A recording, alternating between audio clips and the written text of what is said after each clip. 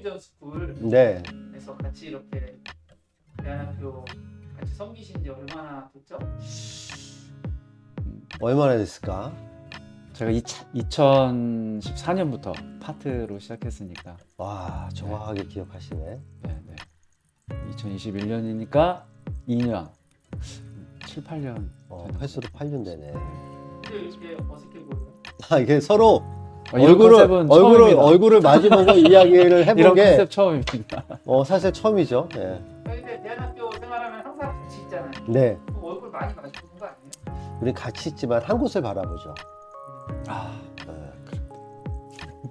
같이 있으면서 서로 얼굴을 바라보고 이렇게 이야기 나눌 학교의 대안학교에서는 여유는 사실 없는 것 같아요. 계속 똑같은 것들을 바라보고 똑같은 것들을 처리하기 때문에 우리가 이렇게 여유롭게 얼굴을 마주한 건 사실 저는 처음인 것 같아요. 네. 선생님 입장에서도 교장 선생님도 이렇게 업무로 바라보는 시간이 더 많은 건가요? 네, 업무기도 하는데 이게 업무라는 어떤 좀 경직된 단어보다는 좀 이렇게 일상생활에서 그냥 생활하듯 근데 어색함은 없었던 것 같습니다. 눈을 안 마주치니까 어색하다라기보다는 워낙 학교가 급박하게 돌아가다 보니까 네, 그래서 어색함 없는 네, 그런 삶? 따지고 보니까 언제 이렇게 마주봤냐라고 생각을 해보니까 2017년도인가? 우리 일본으로 연수 갔었을 때가 2018년도인가? 2018년도. 그치. 그때 내가 창훈 선생님한테 신대원 추천하면서 인투학교 다니면서 신대원 다니라고 할 때 이렇게 마주보면서 강력하게 내가 권유를 했었던 것 같은 기억이 나네요. 네, 그런 것 같습니다. 아, 네, 그렇네요. 네. 그래서 이렇게 올해 드디어 잘 졸업합니다. 네. 어떻게 그 대안학교 교사가 되겠다 이렇게 생각하신 거예요? 사실 대안학교나 이렇게 다음 세대에 대한 어떤 생각이 많이 있진 않았었는데 제가 2014년에 파트로 태권도를 가르치러 들어온 그날에 고2 학생이 있었어요. 고2 학생이 우리 이름 얘기해도 되나요? 근데 네, 지용이라는 학생이 있었는데 너무 뭐 돌려차기 하나를 차더라도 열심히 차고 궁금해하길래 이 아이가 졸업하는 모습을 좀 보고 싶다라는 막연한 그 어떤 호기심이나 어떤 기대감이 저를 지금까지 있게 한 것 같습니다. 네, 거창하진 않지만 그 조그만 어떤 마음의 움직임이 지금 다음 세대를 향한 아이들의 마음 그런 게 좀 생긴 것 같습니다. 그래서 8년 있었는데 교장 선생님 그럼 막 받아줘요?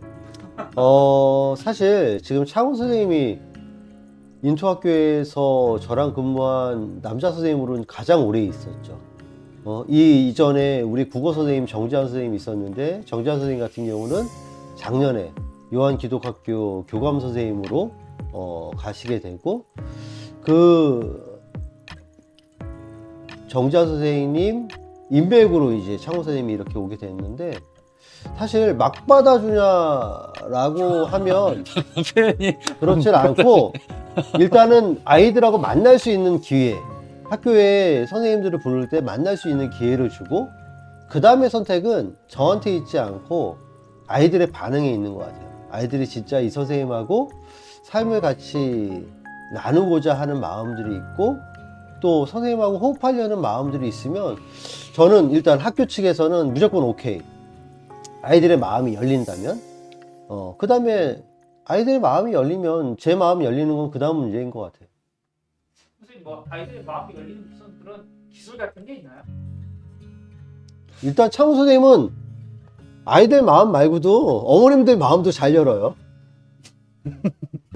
그랬나요? 네. 아이들은 근데 막 특별한 기술은 없었던 것 같고 잘 놀고 뭐 체육 시간이란 이름보다는 전 사실 펀 클래스라는 좀 재미있는 클래스라는 이름을 쓰는데 자던 아니면 뭘 하던 이 클래스만큼은 스트레스 없이 잘 놀자. 그래서 아마 아이들하고 조금 더 가까워지지 않았나? 수업을 강요하지 않고 즐거움을 느낄 수 있는 좀 공감의 시간이길 바랬기 때문에 조금 더 아이들하고 좀 친해졌던 것 같아요. 맞아. 이 부분이 창우 선생님뿐만 아니라 다른 교과 선생님들도 인투학교를 지나가는 선생님들의 모습을 보면 학습을 위한 지식 전달 측면의 교사의 모습과 아니면 지식 전달이 우선이 되는 게 아니라 공감이 우선이 되는 교사의 모습과 그 차이에서 결국은 인투의 교사가 되느냐 되지 못하느냐로 나눠질 수 있는 것 같아요. 공감. 선생님 생각하시기에 뭔가 어떻게 이루어지는 것 같아요? 그러니까 접근 방법 혹은 뭐 또 결과론적인 모습을 보면 그냥 아이들이 체육 시간에 와서 이제 체육 시간에 이야기를 들면 뭐 편하게 누워 있거나 뭐 어떤 동작을 취해도 이 선생님하고는 되게 편하다라는 어떤 그런 행동들이 좀 이렇게 나올 때가 있거든요. 근데 그런 거 보면 이 녀석이 체육 시간을 좀 편하게 생각을 하고 나를 좀 편하게 생각하는구나. 그런 거. 뭐 스트레스 없이 뭐 졸리구면 쌤 나 잘래요. 그럼 자. 뭐 쌤 나 오늘 이거 하고 싶어요. 오케이 가르쳐 줄게.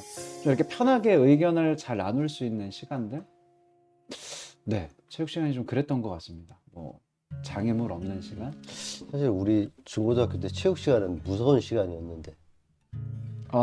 그렇죠. 저희 시대까지만 해도 뭐 말 안 들으면 혼나거나 뭐 기합받거나 그랬는데, 그래서 이렇게 저는 좀 약간 생각나는 어떤 장면이 있다면 애들이 고슴도치처럼 이렇게 체육 시간에 누워서 같이 이렇게 나 잘래요라고 했던데 저도요 그래서 오케이.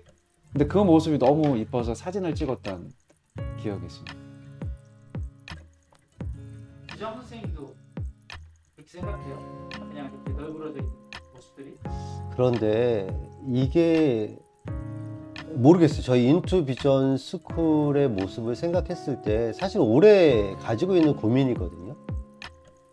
아이들이 이거 할래요? 이거 하지 말래요? 라고 했을 때 그냥 무조건 해 라고 하고 학습을 강요하는 것이 이 아이들한테 가능할까? 그러니까 우리가 그냥 일반적으로 우리 신체적인 능력이 안 되는데, 아니면 내가 어떤 질환을 가지고 있는데 의사 선생님 무조건 해 라고 했었을 때 그게 가능한가?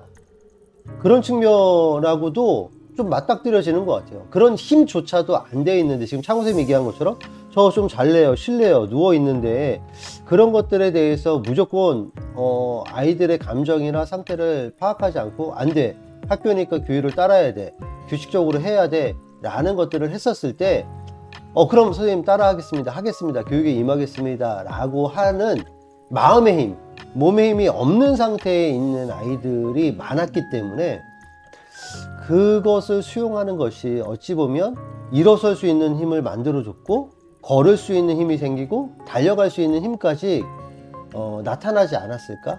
저는 다른 학교는 모르겠으나 적어도 대안교육을 하는 교육기관에 있어서는 아이들 한 명 한 명의 목소리에 더 귀 기울여야 되지 않나? 이런 생각을 좀 갖게 되는 것 같아요. 아무래도 학교 특성상 뭐 아이들이 뭐 출석을 이렇게 잘 하거나 뭐 그런 케이스들은 아니었기 때문에 아이들이 원하는 체육 시간을 만들어 주려고 맨투맨으로 좀 많이 노력했던 것이 이제 아이들하고 공감대 능력을 좀 많이 형성시키지 않았나. 그래서 뭐 선생님 잘래요? 오케이. 근데 그런 부분에 있어서 지금 교장 선생님 말씀하신 대로 수용을 해서 그 아이들이 좀 힘이 생긴 부분들이 더 많았지 않았나라고 생각을 합니다. 유정 선생님이 생각하시기에 인투 비전 스쿨의 그런 교육의 목표 이런 게 진짜 대안교육 아니야? 이런 게 있다면 뭐라고 생각하세요? 저는 12년을 인투비전 스쿨을 했는데요. 인투비전 스쿨의 분명한 목표는 자기 색깔을 찾아가는 거예요. 하나님이 우리에게 주신 그 총천연색의 여러 가지 색깔들 중에 나만의 색깔들을 찾아가는 것. 그래서 사실은 이 색깔을 찾는 게 학교에서 중학교, 고등학교 교육하는 기간 동안 못 찾아질 수도 있어요. 우리도 발견하지 못하고 아이도 못 찾아질 수 있어요. 그런데 다양한 시도와 또 다양한 어떤 경험과 또 다양한 수용들을 통해서 이 아이들이 자기의 표현들을 마음껏 해보는 이런 과정들 안에서 결국은 자기의 색깔들을 찾고 그런 삶의 분명한 목표들을 찾고 하나님을 알아갔을 때 학교에 있을 땐 너무 사고뭉치고 너무 힘들었던 친구들이고 또 부모님들도 너무 어려웠었지만 졸업을 한 친구들 중에는 여전히 힘들고 여전히 어렵고 여전히 방황하는 친구들은 별로 못 본 것 같아요. 그러니까 인투학교를 졸업을 했느냐 아니면 중간에 시도하지 못하고 학교를 나가느냐 이런 아이들의 모습들을 보면 그래도 끝까지 이 안에서 무수히 많은 시행착오를 해 보면서 그리고 건강한 교사들과 어떤 그 주변의 환경들을 통해서 실수해도 괜찮아, 잘못해도 괜찮아, 그럼에도 불구하고 나를 지지하고 응원할 수 있는 참 좋은 어른들이 있어.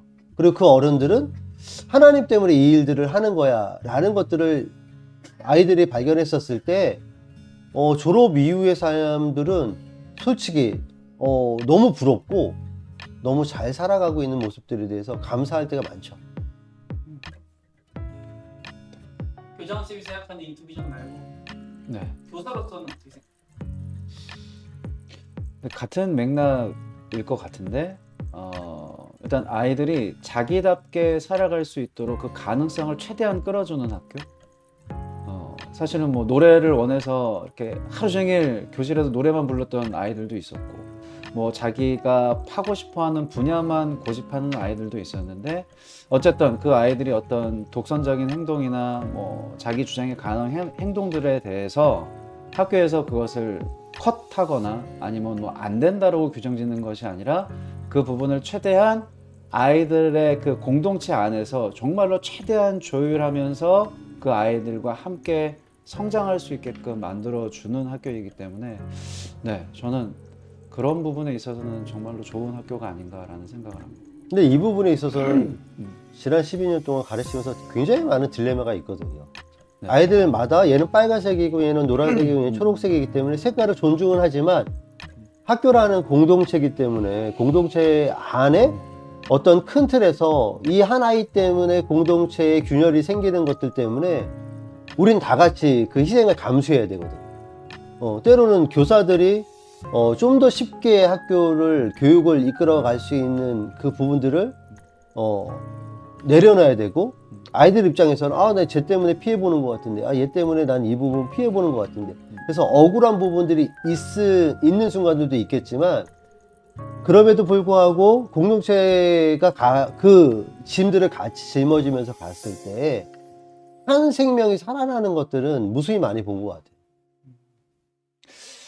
그래서 이제 이 부분에서 선생님들에 대한 선생님들의 희생이 좀 정말로 크다고 보거든요. 왜냐하면 그 아이들이 가정에서 표출하지 못하거나 아니면 관계에서 표출하지 못한 것들을 선생님들에게 터뜨리는 부분들이 많기 때문에 사실은 어떤 아이들의 어떤 감정 쓰레기통 근데 그러한 부분들을 전임 선생님들이나 파트 선생님들이 감수를 해주는 부분들이 있고 또 그것에 대한 어떤 모티브 어떤 학교의 어떤 그러한 설립 취지라든지 또 선생님들이 가지고 있었던 그 아이들을 향한 사랑들이 밑바탕이 돼서 지금 그 아이들이 하나하나 잘 회복해 가는 것이 아닌가. 그래서 네. 그래서 저는 이 부분이 선생님들한테 가장 큰 감사가 무엇이냐면 제가 봤을 때 이 A라는 학생은 내보냈으면 좋겠어. 더 이상 학교에서 가르치기 힘든 지경에 있는 친구여서 이 친구는 더 이상 우리 공동체에서 안 돼 라고 결정을 내려도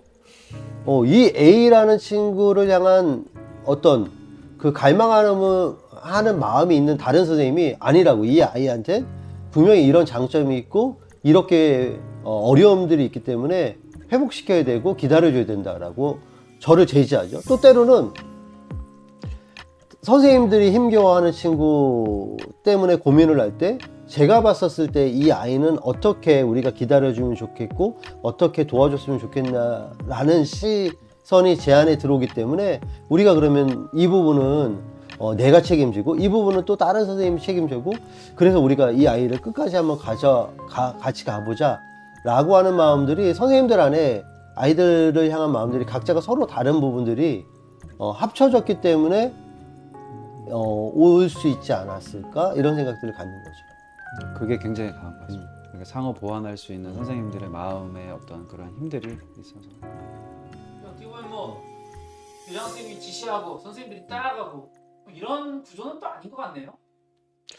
아니 그거를 그렇게 못하겠어. 저는 지시를 안 한다라고 얘기하고, 저는 같이 한다라고 얘기는 할 수 있지만, 어느 기관을 가도, 그쵸? 리더십은 지시하는 것 같고, 그렇게 하는 것 같아서, 저도 그냥 제 느낌에는 아니라고 생각하는데, 선생님들 느낌은 어떨지 모르겠어요. 근데 그런 부분이 없어야 되는 학교이긴 또 분명하고 또 교장선생님 스타일 자체가 일단 제가 봤던 이렇게 교장 선생님 라인들이다라고 했을 경우에 정말로 아이들하고 수평적 관계를 잘 하시는 분이기 때문에 또 혹 그 수평적 부분 때문에 좀 스트레스 받는 너무 또 교장 선생님을 쉽게 대해서 그렇죠. 그런 이게 부분들 또- 때문에, 이게 너무 또 딜레마이긴 한데 저한테 너무 아이들이 버릇없이 구는 부분들이 분명히 있죠. 네, 그래서 근데 그 수평적 관계가 선생님들한테도 사실은 이게 어떻게 보면 되게 자율적인 부분으로 나눠주시는 부분들이 크기 때문에 그러한 것들을 정말로 잘 좀 이렇게 협력할 수 있는 저는 선생님들이 많을 경우에는 엄청난 시너지가 있는 학교인 건 분명합니다. 갑자기 아이들이 교장 선생님한테 함부로 한 게 생각이 나요. 나도 갑자기. 네. 근데 이제 그런 부분도, 저는 그런 생각을 해요. 이렇게 혼자 묵상을 하고 할 때는, 내가 너무 권위주의에 빠져 있지 않나? 내가 너무 꼰대 같지 않나? 아니, 사실은 아이들이 그런 반응들을 할 때, 객관적인 언어적인 표현으로 보면, 그렇죠. 아이들이 충분히 그럴 수 있는데, 아니, 어른한테 어떻게 이렇게 하지? 교장한테 어떻게 이렇게 하지? 그런 생각을 갖는 순간 마음이 어려워질 수는 있어. 네, 그렇죠. 쉽게 말하면 꼰대라는 어떤 세상의 기준이 없는 교장쌤? 네, 네, 그런 것 같아요.